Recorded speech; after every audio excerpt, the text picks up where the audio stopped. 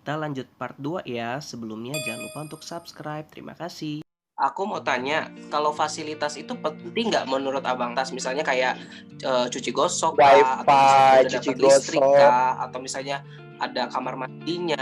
Itu penting ya. Itu menurut Abang penting atau antara penting dan nggak penting? Sebenarnya gini, seorang anak rantau tergantung orangnya sih gitu loh.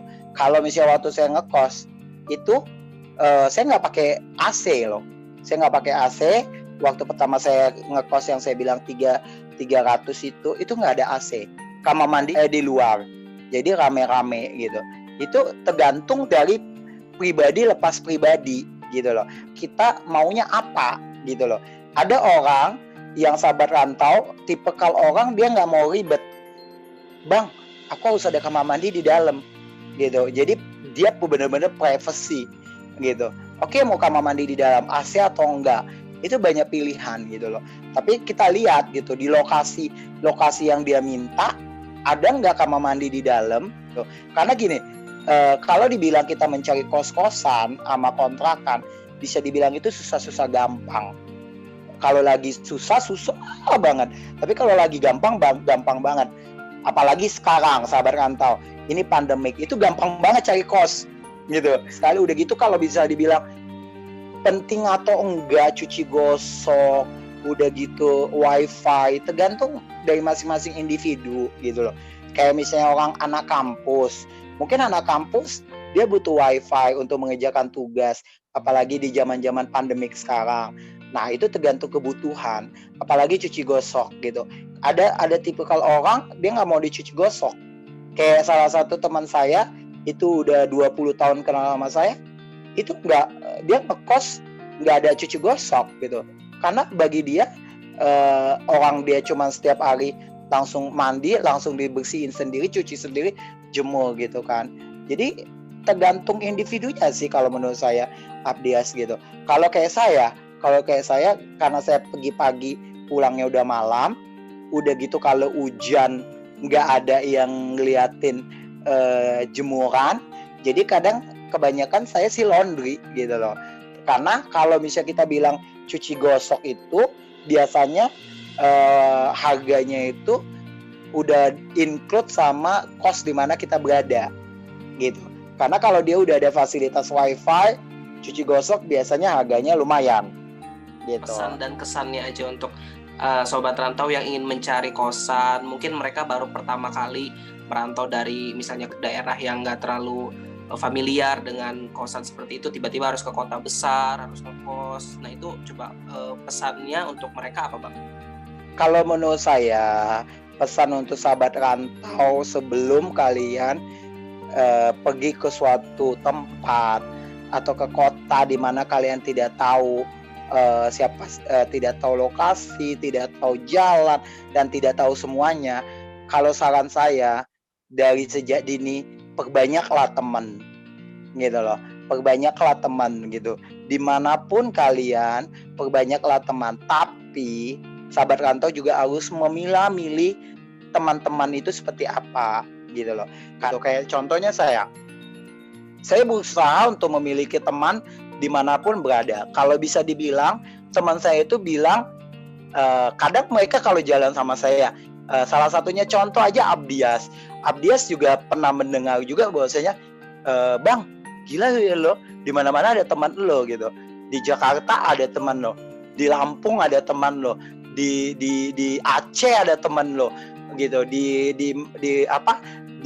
Jambi ada temanmu gitu, di Bali ada temanmu. Jadi kita berusaha untuk menjadi seseorang yang bisa dibilang kalau bahasanya sekarang itu love profile gitu, bisa masuk kemana aja. Tapi kalian harus benar-benar memilih teman seperti apa gitu loh. Karena kalau saya bisa dibilang selain saya punya teman satu kantor, saya juga punya komunitas-komunitas yang sangat-sangat membantu saya gitu.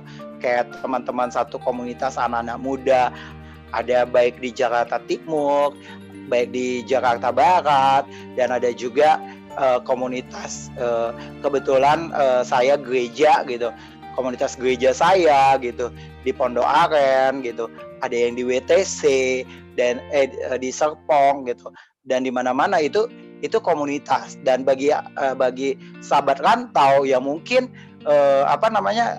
yang beda agama dengan saya, ya sahabat rantau kan punya teman pengajian yang nanti mungkin dia nggak akan di situ aja gitu loh, atau teman satu sekolah SD, SMP, SMA, itu tetap dijalin hubungan terhadap mereka gitu loh. Dan saya sih mendoakan setelah sahabat rantau masuk ke kota di mana kalian merantau, yakin dan percaya, perbanyak teman dan banyak berdoa, rajin sholat, rajin beribadah, kalian akan banyak yang akan membantu. Itu sih pesan. Tahu kita akan banyak lagi ngobrol-ngobrol sama Bang Coki, tapi untuk konten kali ini kita sudah dapat banyak sekali insight-insight atau pesan-pesan dan pandangan-pandangan dari Bang Coki yang sudah lebih dulu senior nih daripada kita mungkin ya. Nah, oke, saya mewakili Sobat Rantau mengucapkan terima kasih buat Bang Coki yang sudah berbagi ilmunya buat kita. Jangan bosan-bosan ya Bang ya.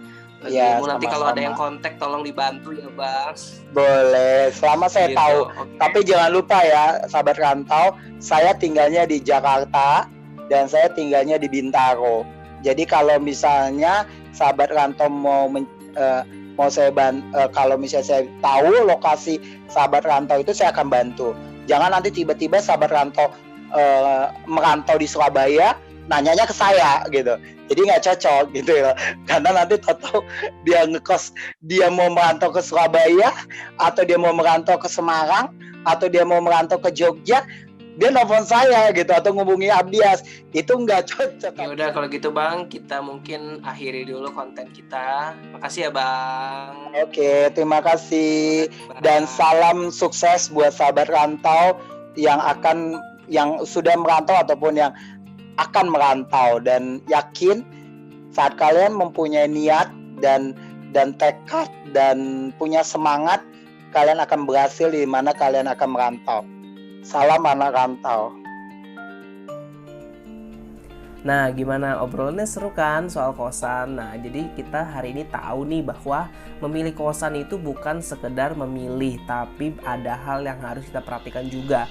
Jangan sampai ketika kita milih kosan, kita kebanjiran, atau kosan kita jauh dari mana-mana. Jangan kayak gitu ya guys. Nah, oke, mungkin itu dia pembahasan konten kita kali ini. Jangan lupa untuk like, subscribe, dan share video ini. Dan jangan lupa untuk komen apapun yang kalian dapat dari video kita kali ini di kolom komentar. Jangan lupa juga untuk selalu nanti-nantikan video cerita anak rantau. Bye-bye.